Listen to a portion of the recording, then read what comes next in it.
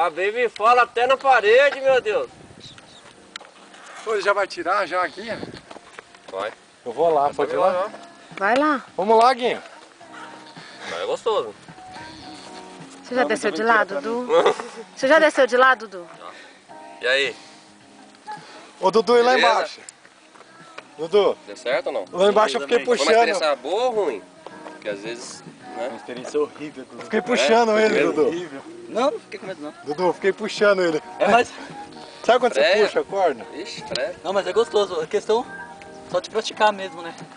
Sair daqui é gostoso, né? Você não vai não, gato? Sair daqui é foda.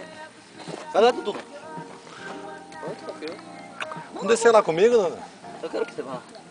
Vamos descer lá fazer a laje ali. Vamos? Peraí, vou tirar aqui então. Tem que tirar isso? Tira aí. Tira as perninhas. As músicas esquisitas. Me trata, Dudu, me trata. Me dá conforto.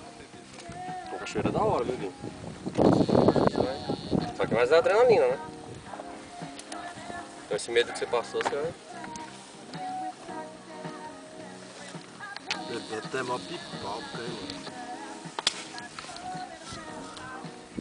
Gente, a Baby é corajosa mesmo. Nossa, daí Me trata.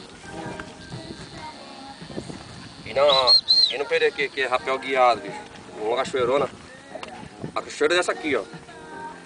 Só que a gente monta pra lá, Guinho, ó. Mais de 100 metros. A cachoeira tem 80 metros. A gente monta pra lá, ó. Duas cordas loucas. Montar o quê? É tipo tirolesa, sabe? Eu tô filmando ela falou pra descer filmar ela, gata. Desce na laje.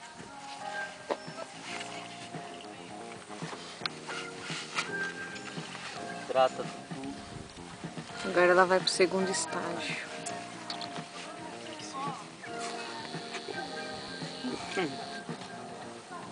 Achando que é capacete de moto.